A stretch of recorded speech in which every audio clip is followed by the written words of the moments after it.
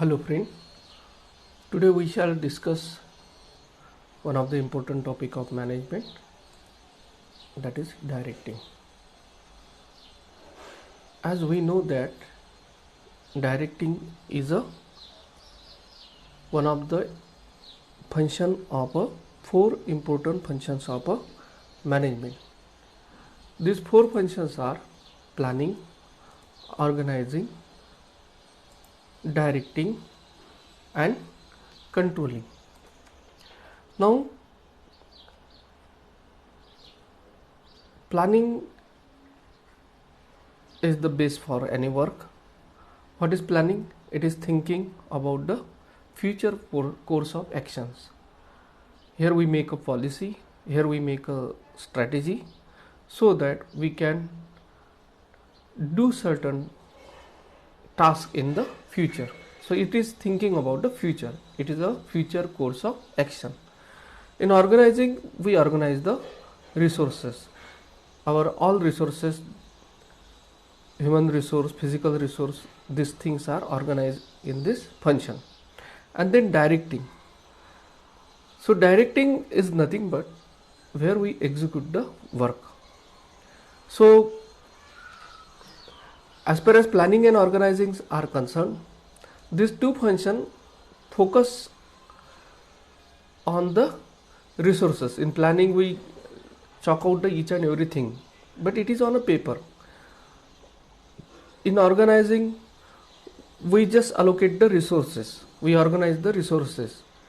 But in directing, actually we start the work, we execute the work, and therefore directing is very important. Here manager have to give instruction, manager have to motivate, lead his employees so that he can get work done through them. Now we know that these four functions are forms just like a loop, and therefore we call this as a management process, because it is a continuous process. It's a continuous process. Once you start planning, you move toward organizing, then directing and controlling, and here controlling work as an input to the planning. So there is a continuous movement from plan to organizing, then directing to the controlling. And when we do the planning, actually we may simultaneously start the organizing also. So it is not just like a compartment that only planning activities will be there or only organizing activities will be there. So when we do the organizing, at that time also we may start the directing.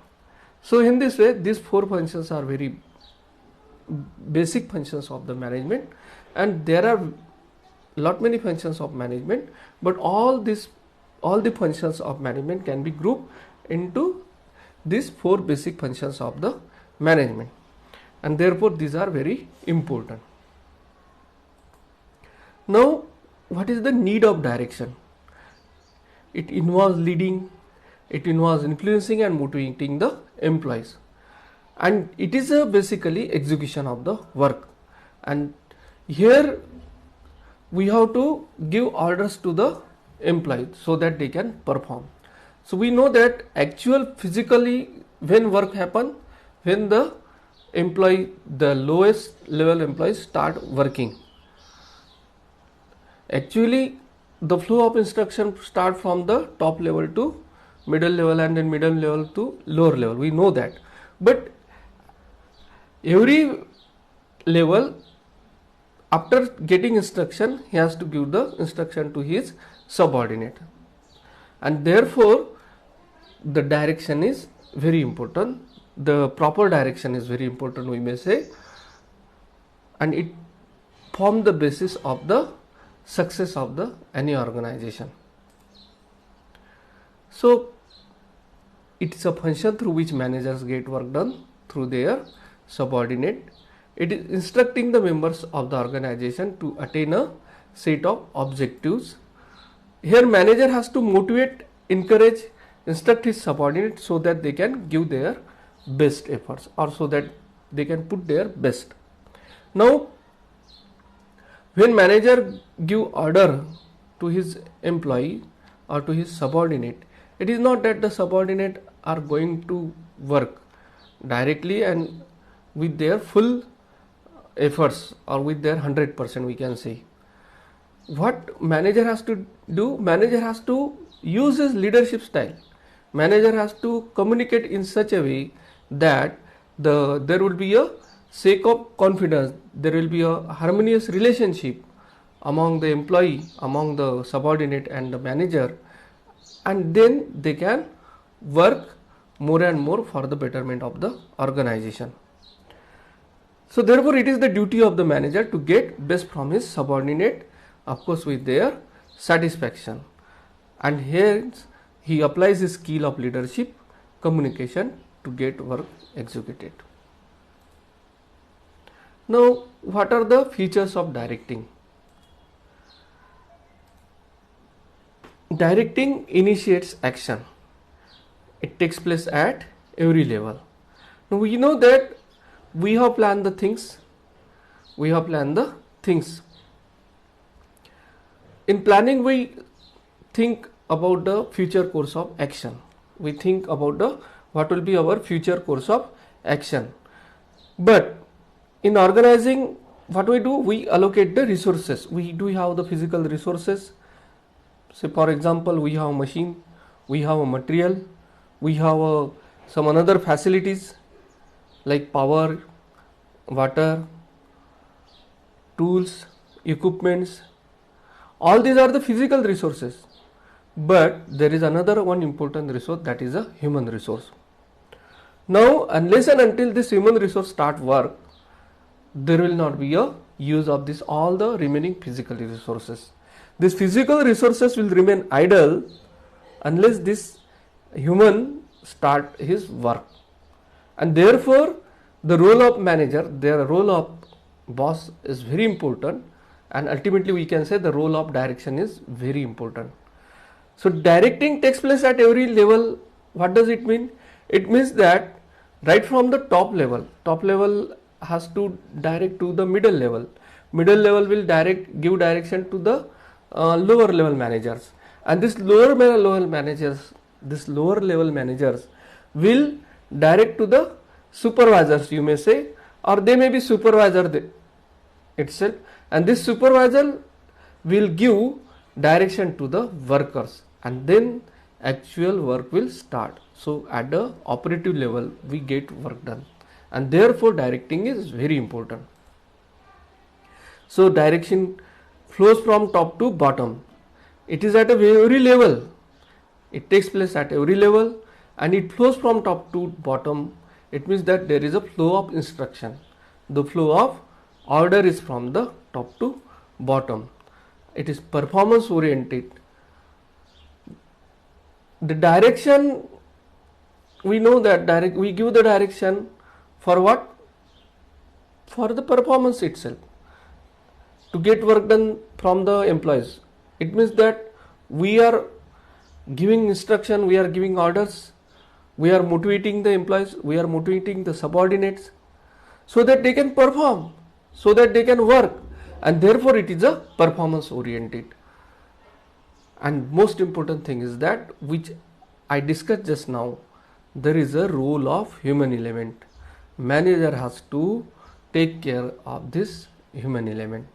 He has to direct the human beings, and therefore he should be very cautious doing this activity. Now, what are the definition of direction? We have a various definition of direction. One is the definition of Kunz and O'Donnell. It says that it's a complex function that includes all those activities which are designed to encourage subordinates to work effectively and efficiently in both the short and long run. Now, direction is a complex function. Why direction is a complex function? Because you have to deal with the people, you have to deal with the employees, you have to deal with the subordinates, which are the human being, and human being is a very complex. We could not understand what are the motivating factors to the employee, what are their behavioral pattern. It is very difficult to understand. what thing which will motivate a particular employee and what thing will not motivate a particular or can demotivate a particular employee, we could not see. The same thing can motivate one employee and it could not motivate the another employee. The same thing at a different time may motivate a same person. At a particular instant of time it may motivate and at another time it may not motivate. So therefore direction is a very complex phenomena. It works in the long term as well as short term. It is the sum total of managerial efforts that is applied for guiding and inspiring the work team or working teams. For what? It is our ultimate purpose to get work done from the employees. And so achieving the targets, achieving the goal, fulfillment of objective is the purpose of any organization. And therefore all the managerial efforts which are applied for guiding and inspiring the working team can be called as a direction. This is a definition quoted by Satyasaran Chatterjee. Then we have another definition.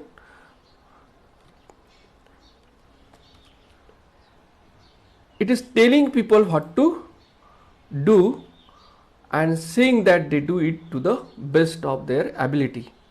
It includes making assignment corresponding procedure, seeing that mistakes are corrected, providing on the job instruction, and of course issuing the orders.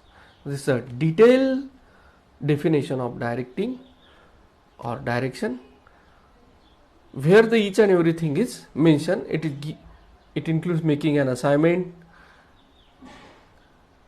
giving orders, giving instruction, and therefore ultimately, in short, we can say that direction is a complex function and it is giving assignment, orders to the subordinate and getting work done through them by utilizing the various skills of the managers. Now, what is the need and importance of a direction? Now, we know that every managerial task starts from the planning, which then leads toward the organizing.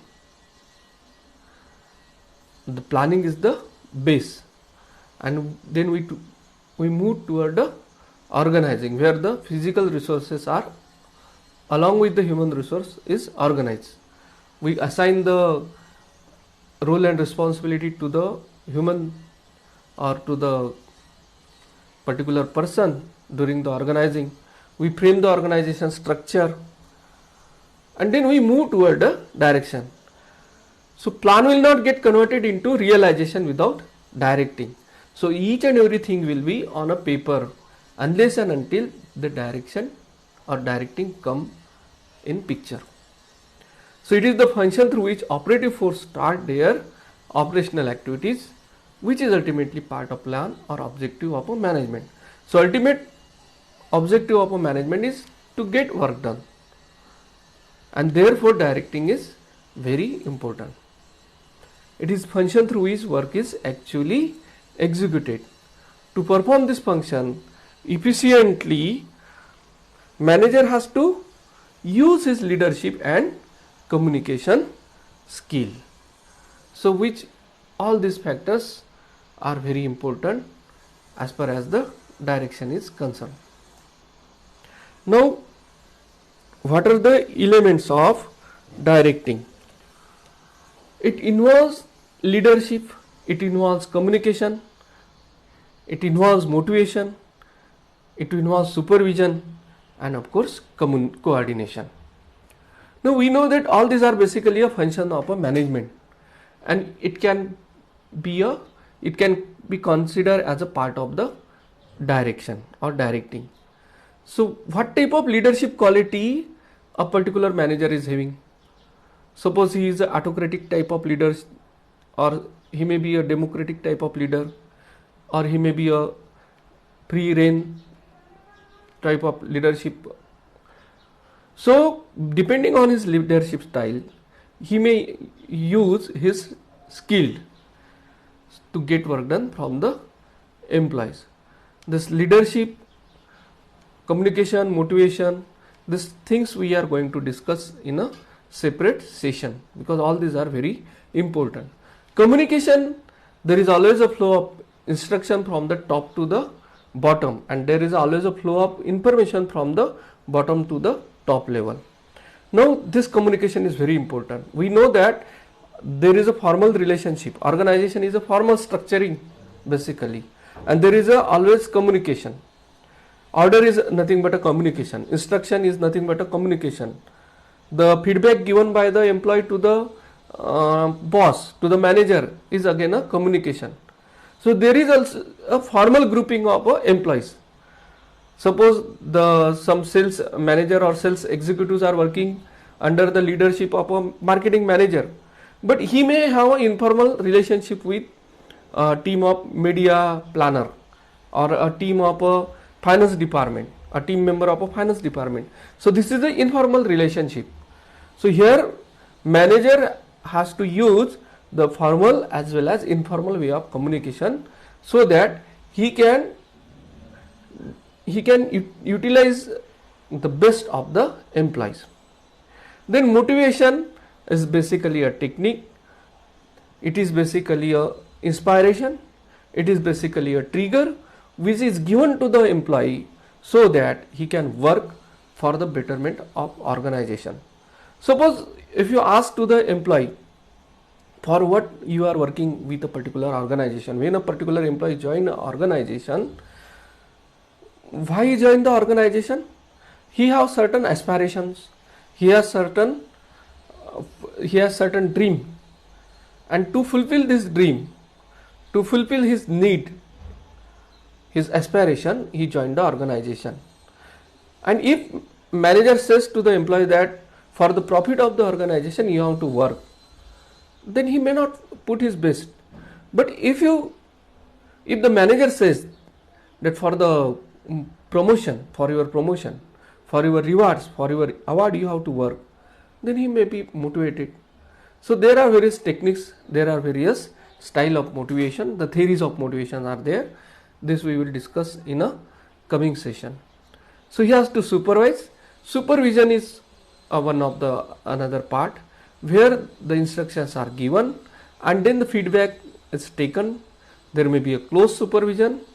Again, it depends on the leadership style of a manager.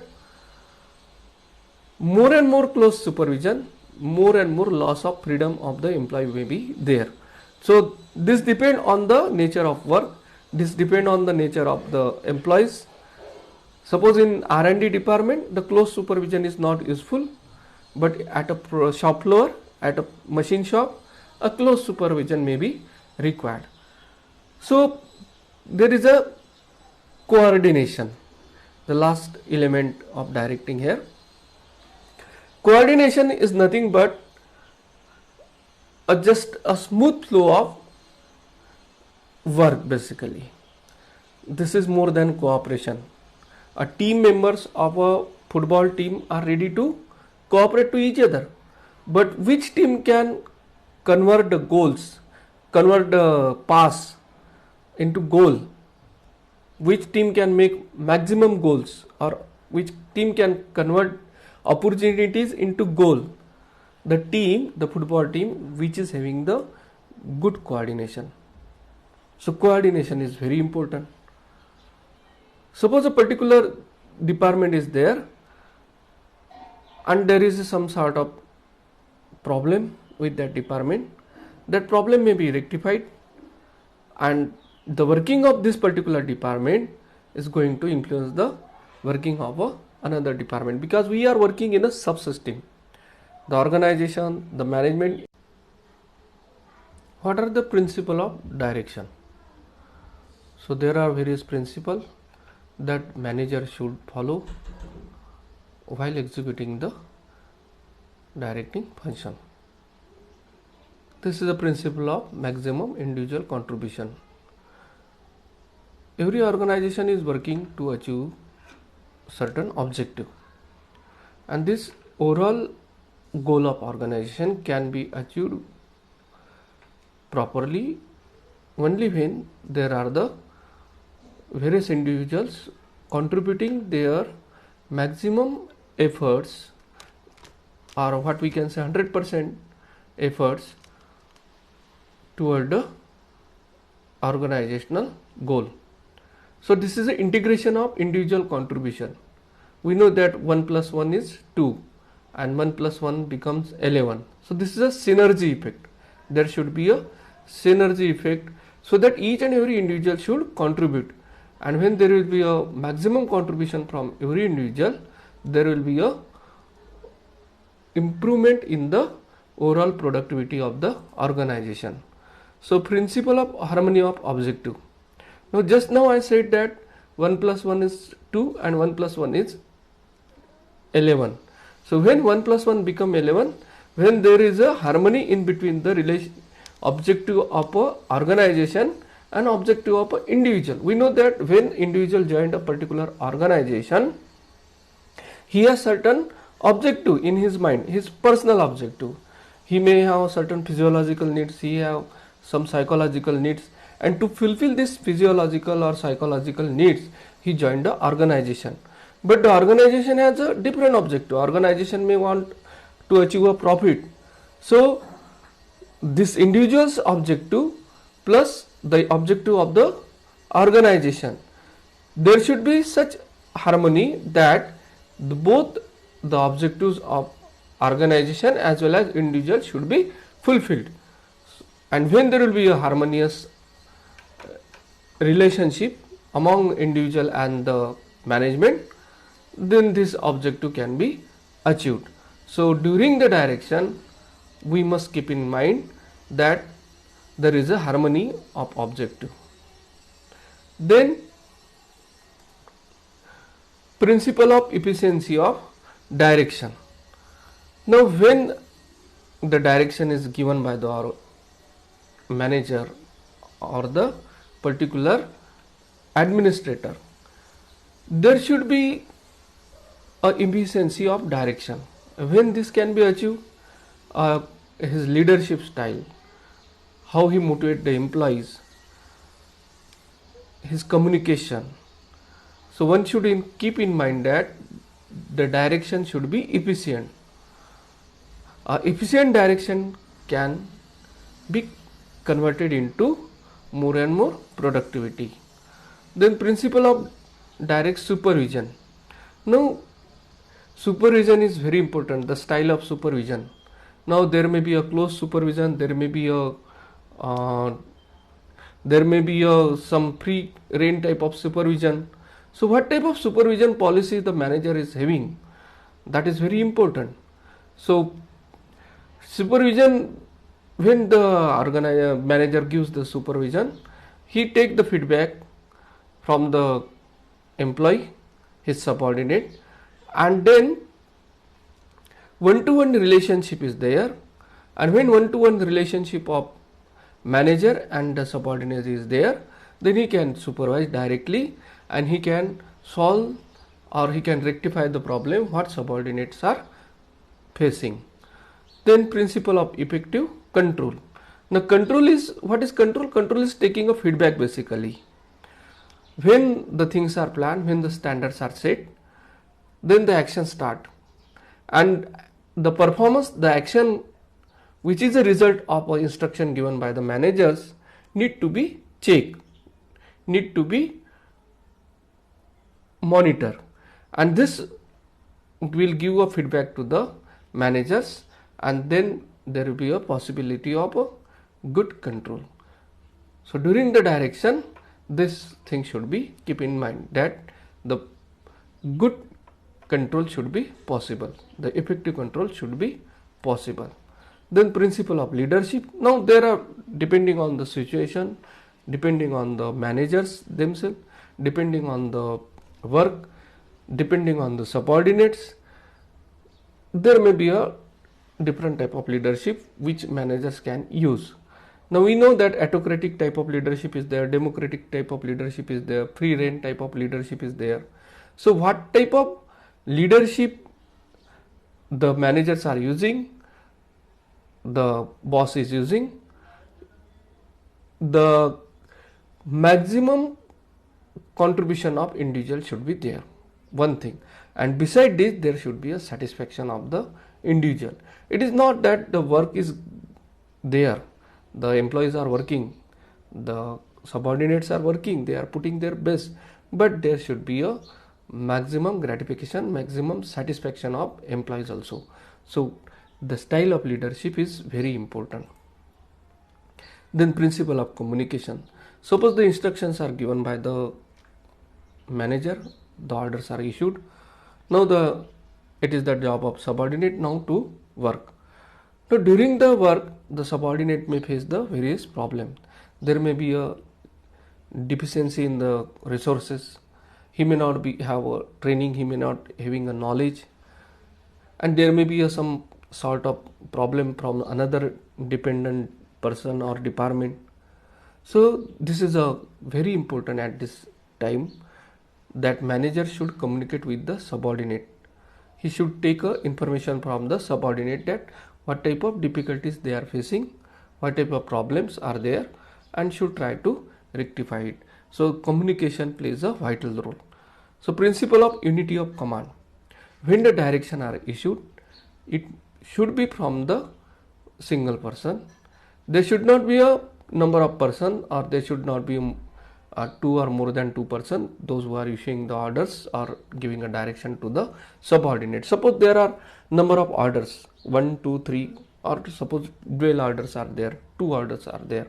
There will be a confusion. There will be a some sort of dilemma among the subordinate that to whom he should follow, and hence unity of command is highly essential. We know that this is one of the important principle of Henry Fowell's 14th principle. Then principle of follow through. This is again taking a feedback, giving a continuous feedback from the employee, and continuous relationship, a sort of relationship in between the subordinate and the manager. Time to time he should check that what problem the employee or what type of problem the subordinates are facing, and whether the things are happening as per the orders or not. Then what are the characteristics of good instruction? It should be clearly defined, it should be clear, means there should not be a confusion, there should not be some difficulty in understanding the subordinate that what he has to do. Then reasonable.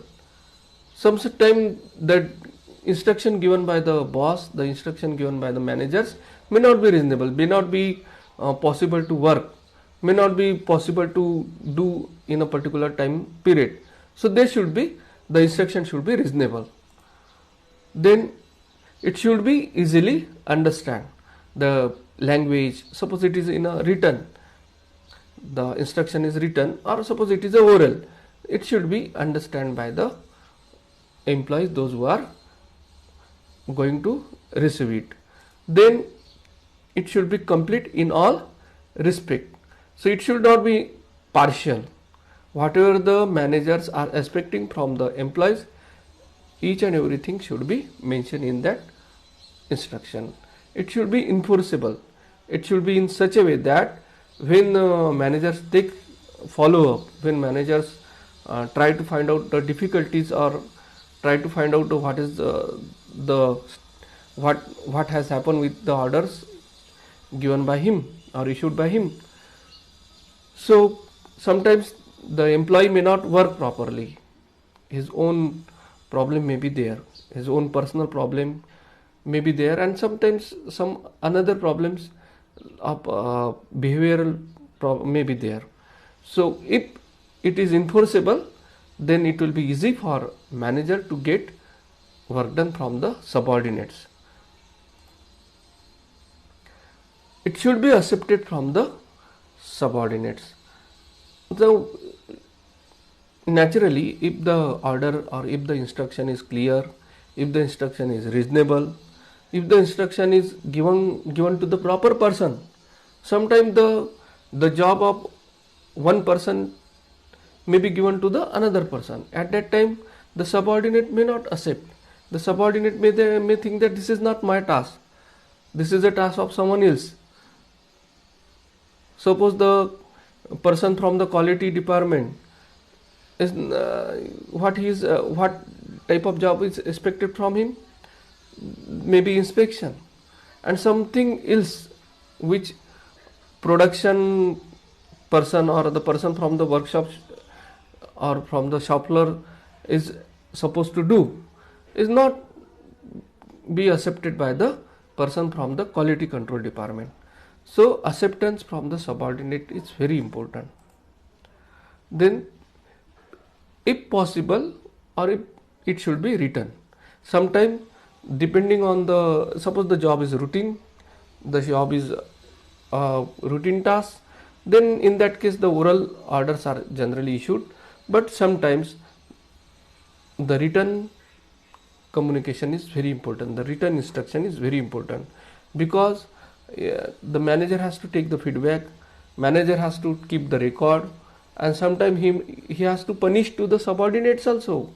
He has to ask the subordinate, he has to held accountable to the subordinate, that I had told you to do this thing, but you didn't fulfill the requirements, you didn't complete the task. At that time written communication is very important, it plays an important role, it works as a record. Then manager, supervisor should use appropriate tone while issuing it. This is very important, because no person like the orders. This is a human psychology, this is a part of our behavior, that we generally don't like orders. Even a child also don't like a order, a kid also don't like a order. Therefore when manager want to get work done through the subordinate, he should issue the order in such a way that the manager, that subordinate should feel that yes, this task is very important and this is going to be a part of the overall objective of the organization. My role, my responsibility is very important, and therefore I should follow my supervisor or my manager and I should work this. So this is very important, that when the directions are given, the subordinates should feel their own importance. They should feel like that, yes, my job, my responsibility, my task is very important. It is going to be ultimately a part of the overall objective of the organization, and his respect, his ego should not be hurt. This is very important. So these are the various characteristics of good instruction, and it should specify the time. It should specify the time is what time, how much period you are giving to the subordinate. Now let us see the summary of our topic. So what is directing? It is a function through which execution of work take place. We know that we plan the things and we organize the resources. Now how to do, what to do, when to do, these things are very important, and who will do it? We know the persons are going to do it, and direction, the execution of a task is very important, and therefore when a person performs the task, there is a execution of work. For directing, manager has to exercise his leadership style, he has to communicate and motivate his subordinates, and it helps in getting work done through the employees of the organization. This is actually a operative work, we can say. Here the managers perform, here the actual work is performed. So this is all about the direction. Thank you for staying with me.